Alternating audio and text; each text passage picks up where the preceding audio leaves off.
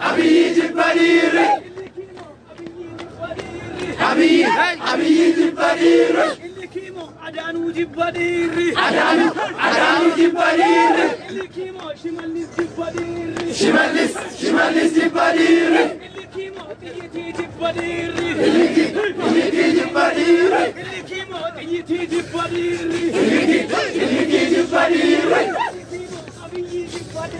أبي جبريل مالي بيلي سبانا كويران بيلي سبانا مالي ولا بابانا كويران بيلي سبانا مالي ولا بابانا كويران بيلي سبانا مالي ولا بابانا كويران بيلي سبانا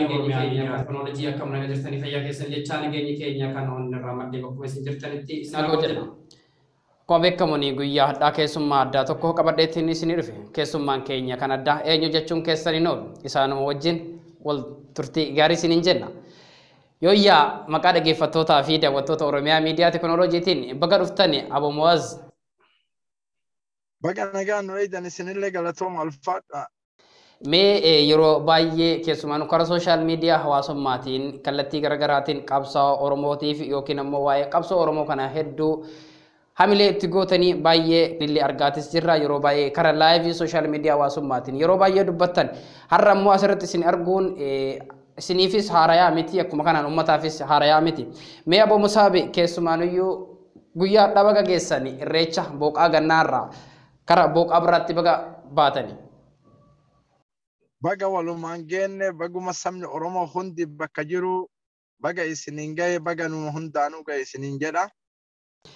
Mee Abo Mu'aazoo keenya keessumaanuyyuu har'a sagantaan keenya waa'ee dhimma irreechaati. Irreechi irree keenya jechuun akkuma beekamutti hoggoota dheeraa fi cunqurfamarra kan turee fi baroota darbeef yookiin bara sadeen kana keessa irreechi addabaabaayii masqala addabaabaayii Finfinneetti kabajamu kan eegale waggaa 3-4 keessa.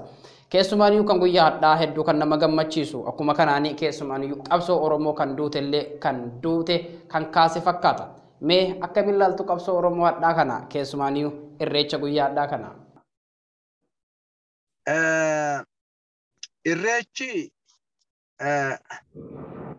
kuni waan nama Oromoo ta'e tokko gaafachiisullee hin jiru. Oromoon amantaa hedduu qaba. Amantaa waaqeffatatu jira. Amantaa musliimattu jira. Amantaa kiristaanattu jira. Baay'ila amantaa dura jechuudha. Qabiilaa teessan beekaa jedha Rabbi. Waqabaa'ila lita'aarafuun inna akramakum indallahi atqaakum jedhe. Eega eenyummaa keessan beeytanii jettan. Eenyurraa akka horattan. Eenyurraa akka argamtan beeytanii jettan. Qabiilaa tana keessatti eenyummaa keessan kana keessatti nama sodaatutti caalaa jedhe Rabbiin beeytanii. Namoonni har'a bahe kun parsantii 100 harki 90 irreechaafuun baane 95 iyyuu waan jiru mul'isanii jiran. Gariin isaanii guyyaa irreechaa malee qabsoon hin jiru. Maali irreecha kabajuun guyyaa irreechaa kuni warra saayikiloojiin siyaasaa hin galiinii fi beeytaniis hin gallee fi hin fahamne. Guyyama irreechaa kana malee qeerroo mataana eenyutu Finfinnee seensisa awwalan. Maaliif dhuftanittu jira? Sababni isin duudaniif maaltu jira? Siyaasa diiniin jimii miti bakka itti fayyadamtan laallataa deemu akka itti fayyadamtan istiraatiijii itti fayyadamtan laallataa deemuudha isin osoo jimiin ta'in jechuudha. Guyyaa irreechaatiin ala kabajamuun hin danda'u. Qabsoon maali jedhaniini irreecha kana keessatti sababeeffatee uummanni Oromoo achi keessa jiru osoo du'aayin kafate osoo maalii hin jedhin jechuudha. Waan duudee mul'isee jira qeerroon Oromoo. Waan duraan dagatame mul'isee jira. Hin jirraa hin kufnee. Yaa aalama nu beekaa jedhen. Walaakin magaalaa guddicha Finfinnee Aasimaa keessatti magaalaa dippiloomaasonni guute magaalaa gaazexeessonni intarnaashinaali addunyaa guute keessatti wanna kana mul'isuu jechuun duraan wanni nuti dhayfamne kan ganda kaanitti affeelanii aalamni duniyaa Oromoo marti Abiyyiin jala dhaabattu seeti. عالم الدنيا أبي مجال أورومون كامل وانابت تسيد أرى أمو عالم الدنيا إذا سبا أورومو جرمالي سبا وفي توركان أبو بول إفتاجر جوجولين كان أول قبصو واني ترنجرو كان الروحي واني كفلان انجرو وجولين باتي أمانتا إسلامة تدلجة جوجولين واتكمبل لسني أنا تراجع فتمرب برد أفضل الجهاد عند الله كلمة الحق عند سلطان جائر رسول صلى الله عليه وسلم أبصوتي ما جاء ثم جلتا دوران أبته أنا أكن سقوري حتى راكاي بيجنبل لسني جتن وصو جولين كانت اتهامات جولين شريعة دلي جولين ببراد بتتانك جولين سنهم سجرات أكيرو أنهم تكتين أسباته وري حرام جتتون أسباته تكتين سي أبية ظالمة هاجتون أبية هتورا هاجتون أبية مجرمة أعرف فندوق والجاية أمرتيسا صوفت دبئة ومرت دبئة على أمه كروبة كيسة تاية كنا أنجاسا كنا أتكا كنا جراني شعائر في ملساني جران أبصون إسلام كنا كنو أبصون مصلحة يوبربادنا مفنادي كتدجاية عنام كنا استراتيجين أمانتا إسلامتي إركفتني وان أمانتا إسلاما فكيسني أمانتا إسلامات انتبتني نجور أسمانتا إسلاما أجولي واقفتن بان نتور راقافة مقوجاكي هما أجولي أبصون أرومو يو بكاقيت أرومو بكاقيت وان أفيات دوارغتي شمال قردا كان فوت أنا تبكا واقفتا سن آبيدا جنتون حرامان لكن أنجران أني متانكيا ويدسن mirga qaba mirga dibbarra dibbat abbooti muslima een dhakin jiran arrahmo jolle wonni dalagaa jirtu iktifaa uzati waan jedhamu beeytan iktifaa uzati waan jedhamu hin ololan iktifaa uzati jechu ana kana godhe ani maali ana bahu hede hiriiren jedhamu laan addi bilisummaa ummata oromoo amma iktifaa uzati wanni jedhamu osoo namni niyyatin waraana sangadina qujachuun حميلين ميك أجنّا كورا جتشو اكتفاء الذاتي جتشو إيرون دوتي أصو جران نمني تكون نيّتين أصو إسن نيّتين أصو عن النيّتين وجولين باتي تكوتاتي شعائر إسن أموغا دي إفتو شعائر قنبلة ذرية يوكين أسلحة أيدرونوجية كوريا الشمال يا سنجا دي إفتو جولين كان أول مال بربا كوني مرقا وفيتي سلبا وانا قدود واري أما كوني نجالينيف سلاكي سومالي كوني نجالينيف رفع مالي شؤوننا مبراه اللاكنا أمانتا إسلام الله هونغانغا وندن بيتن لال بالله لال فكر كان ماتريادو قويا قابدر مسكال الدباباي فطورة نودين فترة چولو چوانيا چو كونغوتينيا چو نودين اجن فطورة وانا قونه نوتي تانكي سديه أفرشاني تنا نوتي في دنياتي فيستال حركتي قبلني الله أكبر جران إيسنا قالوا الله أكبر انت اتين إيسانيمي تايتين فولدورة عابتاني مرقا وفيتي مرمتان كم منا كان سيني كون سطو أتري كون موتم مانا وجولي مسكالة دبابا هيدا مو عنا انت الليبو جان هدين كذب أفان أمارا كدفا في جرساني إسين هاتورا إسين ظالمة إسين مجرمة إسين أجيج عربي يبول جوحك أنقراتان أنو شريعة دلج ورى الله أكبر جري روز حركتي كبتي فيستالان فيكمو ورى الدورة عبتي أبون نمالي فري أمني ميد أمان جرود تجالا كم تجالا كان تجالا كان فالمن نمالي نوتي أنا ما أككياتي عن إسلاما الحمد لله إسلام ما تجانبونا سبب ما كيانبونا مال أمبو أكدلقنا ماني مري أدربي عالما مالي أولي أمين هرّيك حلال قولي حرام قولي أصو في الإشان قوان الدنيا رجل تطن بقايتي دانت بوتان كنو مالي فين كني نف وانت لقو في أنا في ربي عالم ولبك فقط يو إرّي فتح إرّيك اللي حلال قولي فنبك سياسة مو سياسة أولولا برة الرجل سياسة ميتي الرتب يعني حرام جرق كان برة دبر رجل أجولين اللي برة دبر تجل ميكوي دعوة قول أنا أما دعوة قول عدد عن دعوة قول برسنتي دبر نمني دبانا راما بقى تجري تاي فكروا ما تمكية تو دعوة قول كبان أنو مانو نمني أني سلا حرام جراني نمني ما نرى بقى ما تمكية دعوة تقول جارتي تيبرة تاي دعوة بسم الله الرحمن الرحيم وفما قول أبر نما تجمبين إيجا دعوة قول برباد يسمى باتجد sila ani nama kana waggaa mararraa ni waama.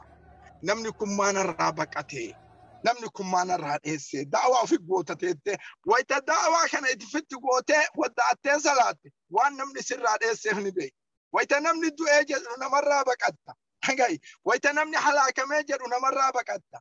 Wayita namni maalii siyaasaadha jettee baqatta. Ilma namaa kasi wajjin dhaabatu wajjin hin dhaabatu. Kanaaf daawaan illee sirraa fuudhamuu dide. Waan irreecha halaalaa fi haraamaa qofaa miti wanni sirraa barbaada. Jawaar Muhammad, Hamzaa Booranaa, Baqqalaa Garbaa ka hidhaa keessatti dhumu kana guyyaa tokko ummanni Allahu Akbar jedhu kun sagalee ta'ee fi haa dubbatu. Waan yoom kun baankii eebbifachuu kun maali kana malee waan biraa irraan argine. Har'a osoo ijoolleen teenne alatti dhumnu gammadaa jedhanii barreessan. Kuni saayikoloojii du'aadha. Kuni istiraatiijii du'aadha. Kuni sunnaa rasuulaatillee miti. Kitaaba rabbiitillee miti. Kuni masaaliha ofii oofachuudha namni. Nama masaaliha ofii oofatu haa oofatu. Keef yaani. Kees wayittiin inni nutu warri masaaliha ofii oofatu kun ani bakka bu'aa ebaluuti. Osoo maslahaa ofii oofatu. Ani diiniin anatti oofa bakka bu'aa ebaluuti jennaan anaaf isinillee tuqu. Yoo ammoo badhee fedhetti galee maslahaa ofii oofate. Waan isaa yoo tubbanne anaaf isin dogongora qabna. Ijoolleen akkatti isin miira seente, ijoolleen hoogganaa hin qabdu. Dhagaasi waan oromummaa qofa itti dhagayamee baate. Waan baate kana keessatti waan dubbattu keessatti waa baay'eetu irra dabre. Ijoolleen wayita dubbii kana dubbattu qeerroo kallachi irraa buqqa'e beeyi. Ijoolleen wayita dubbii kana dubbattu warra luunyi irraa dabre beeyi. Ijoolleen wayita kana dubbattu Hacaaluu yaadatti. Ijoolleen wayita kana dubbattu Jawaarii yaadatti. Ijoolleen wayita kana dubbattu Jaalmarroo gaara keessatti waraana itti bilisummaa uummata Oromoo roobni itti roobu kana yaadatti. Kana ijoolleen yakka qabdi yoo jettan hin qabdu. Akka siyaasatti ni qabdi. Akka siyaasaa addunyaatti yoo fudhattan ni qabdi. Waan akkanaa kana keessatti waan akkanaa istigiraaman ta'an.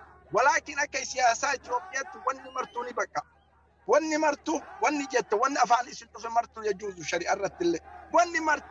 Wanni dippiloomaasii jedhamu uummata mootummaa marii tokko biyyi nagaa haa bu'u jettanii yoo bira teettan hin ta'u. Maal malee qawwee faqat qawwee qofa biyya qawween keessatti baqqaatu dubbiin akkamii keessatti hin baqqaane. Ijoolleen taankii baga jettan waan jettan mara. Sumaaniyyuu wara harsadee irratti godhamu irreechi guddichi akka wara harsadeetti godhamu guyyaa boruuti. Mee waan kana irratti ammoo adeemsa adeemaa jiruu fi haalli yeroo ammaa kana guyyaa hadhaa Finfinnee irratti hojjetame kanaan kan guyyaa boruusi kan ittiin xallinu kan yookiin ittiin oollu waan kanaafuu uummata keenya bal'aa hawaasa biyya keessa jiru kan biyya alaa jiru noo maal jettaniin akka Aboo Moosaa beetti. Akka tilaamshayu mari'atiin alaamshayaa jira. Mari'atiin hin beeytan jayyidan jechuudha. Walaa kana irraa kutti abiyyiin akkana jedhanii taayyeen akkana jedhanii Hacaaluun du'e nuti Hacaaluun du'e akka naaftanyaa miliyoona 20 nuu caala. Miliyoon walaa islaama isii walaa kiristaana isii kulli naaftanyaa kulliin isii takka farqii hin qabdu jariimaa keessatti wal qarqaarti. Hagarree jirra dhibbarraa dhibba. Waan kana ta'eef nuti Oromoodha. Islaama ta'e, kiristaana ta'e, waaqeffataa ta'e tokko nuti qabiilaa takka dachii takka irraa nyaanna, joogiraafii takka irraa nyaanna. Magaalaan teenna Finfinnee handhuura kenna, huquuqa kennaaf akka itti falmannu nu beeka malee yoo nu Bahardaariin dhayne, yoo nu Goojjamiin dhayne, yoo nuti eessa dhayne maali Bircichi Fiqir Addisii waan isin baafattu magaalota tana yoo nu dhayne nu saamne. Wayita san salphinna akka itti dubbannu hin qabnu. Magaalaa kenna jechuun niitii teenna jechuudha. Dachii teenna jechuun niitii teenna jechuudha. Niitii teenna irraa akka itti daabifnu eenyuun mari'annu. Amma wanni tokko kan jiru isaan sirriidha. Abiyyiin akkan jedhanii, taayyeen akkana jedhanii, maaliin akkana kun dalagaa isaaniiti beekamaadha. Waan lafa kaayan dhabanii jiran amma. Waan lafa kaayan dhabanii jiran. Magaalaa Finfinnee wayita dhufu keessatti waraanni itti duudee jira. Waraanni kun yeroo itti duude, dhagaa waraanni kun yeroo itti duudee jedhu namni hafaa jennee lafa kenne nuti haasoyne ka namatti dhumata jennee lafa kenne taankii waraana Oromoo kaachi keessa yeroo ammaa jiru maaliif galatoonfachuu qabna nuti kana waraana sabaati waraana nagaha eegu waraana yoo inni akkana dhaabate waliin dhaabannan tuu hin hubannu waraana kenne jennee fudhannanu ijoolleen tun mirga ofii himattee bayuun amma isinii hima wayita Turkiyaa keessatti gaaf dur inqilaabni ta'e garagalteen jechuudha mootummaa irratti ta'e wayita mootummaa irratti ta'e sha'abiin gadi ba'e. Sha'abiin gadi baanaani waraanni harkatti kenne. Kaamilli isaa maaliif ummata isaati fixuun barbaanne jechuudha. Ummanni Amaaraa waraana Itoophiyaa jala bula. Oromiyaan waraana Itoophiyaa jala barti. Waraanni Itoophiyaa sabaaf sallammii hunda walqixa dalaguu qaba. Walqixa Oromoo wayita akkana kabajee jecha isiin jettu raa'ii hurriyatu ta'bir kun dimokiraasii. Namni waan dubbatu keessatti raa'ii Nicolas Sarkozy gaaf dura ita kaballaatti cufa waraanni haata kan goone mucaa achiin deemee gadi dhiise. Hurriyatu raa'ii jechuun kana kuno.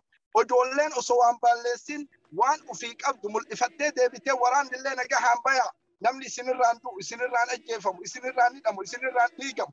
Jechuun kun gammachuu kenna. Gammachuu kenna kana wayitatti jennu alaamatul istifhaam waa baay'eetu keessa jira. Wanni baay'een kamiidiyaa irratti dubbanne wanni baay'een waraanuma kana keessa waan irraa fahamnetu jira jechuudha.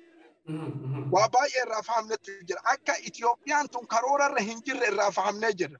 Ajjeesaa turre, qallaa turre, godaadaa turre, saamaa turre wanni nu buufanne hin jiru ammallee kanaa ol baduu malee jecha waraanni fahamee jira. Waan biyya keessatti deemu.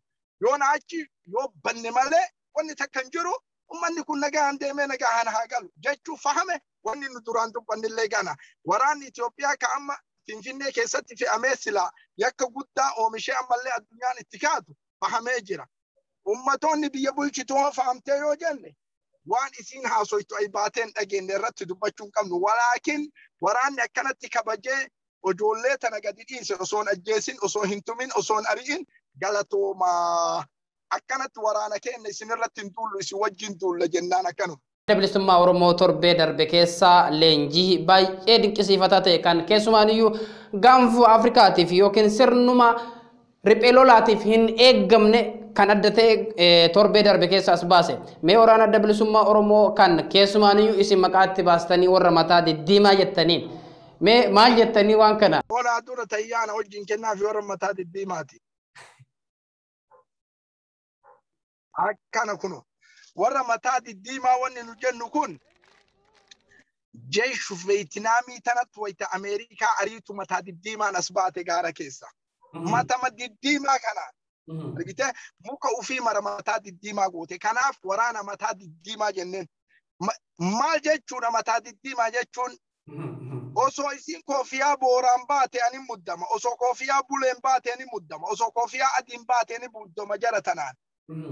Diddiimaa jechuun Oromiyaan saamamuu jechuun kaxxun ahmar jechuudha. Lala.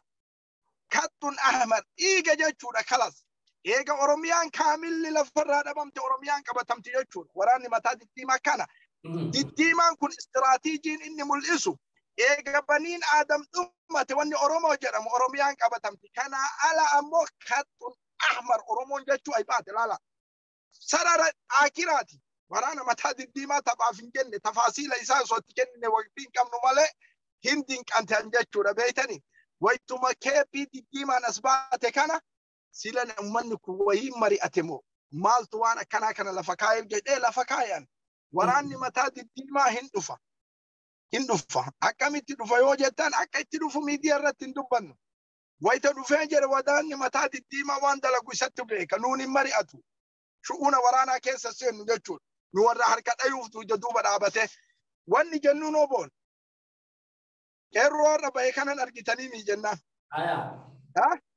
Diina dura dhaabatee jaarmarroo jettii dhageettanii jennaan. Ummata kana ammoo isin maal taatan jennaan. Diina dura dhaabatanii ummata mujrima dura dhaabatanii jaarmarroo jedhanii bara. Ana osoo amma Finfinnee na fidanii waan akkasiisan dubbachuun laa. Inki jiruuka. Maktaba soqaadha maktaba.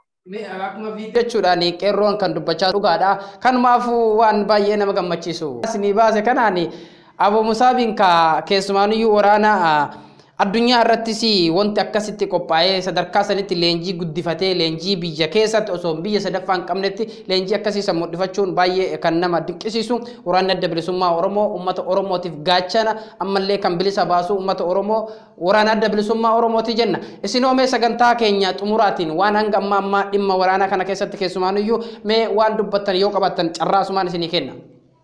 Mala yumkin waan hin taane. Anamma waraana kana waan akkana godhaa jechuun inni qaanfadhayu ni dubbachuu hin danda'an. rabbi isin haa qarqaaru jedhaan malee rabbi biyya teessanitti isin haa dharu jedhaan malee akkana leenjisa akkana garagalchaa koofiyaa kana fidaa jechuun nama takkatti waraana mataa diimaa siyaase Abu Musab baay'ee marii kennuufiif no abbaan fedhe kennuuf hin danda'u.